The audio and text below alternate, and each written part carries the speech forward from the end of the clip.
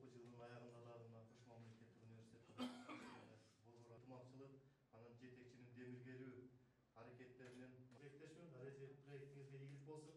Дайым ушундай эл күнүнүн алдында бардыгыңыздарга бир жакшы эс алуу, кайрадан ушул үчүн шарттар, эс алуу үчүн шарт, анан окута турган мугалимдер үчүн дагы шарт түзүлүптүр. Мен ойлойм бул абдан Жоосум абанын составы улам барган сайын өзгөрүп атпайбы? Машиналардан газ бөлүнүп чыгып атат. Ал эми класста мисалы ушун 40 окуучу отура турган болсо 45 мүнөттүн ичинде аба сөзсүз өзгөрөт да курамы. Анан баланын башы ооруп баштайт, сабакка болгон көңүлү башкача болуп калат, кызыгуусу артпайт.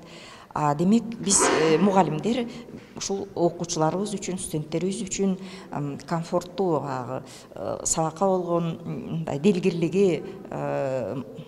То есть весь проект направлен на то, чтобы показать. Биз бул долбоордун алкагында коопсуз мектеп кандай болушун жалпы коомчулукка көрсөтсөк деп турабыз. Эң негизги урааныбыз окуучу 1-класска кандай келсе, 11-класста аяктаганга чейин ден соолугун начарлабай, саламаттыгы жакшы бойдон жүрүшү керек деп эсептейбиз. Өлкө боюнча жогорку окуу жайлардын ичинен биздин долбоорго арыз жазып катышкан 3 окуу жай жеңүүчү болуп аныкталды. Алардын бири Ош мамлекеттик университети, Бишкектеги Арабаев атындагы окуу жайы жана ошондой эле Бишкектеги экономикалык адам академиясынын базасында түзүлгөн билим берүү чөйрөсүнүн коопсуздугу жана толеранттуулугун өнүктүрүү борборлору ишке киришти.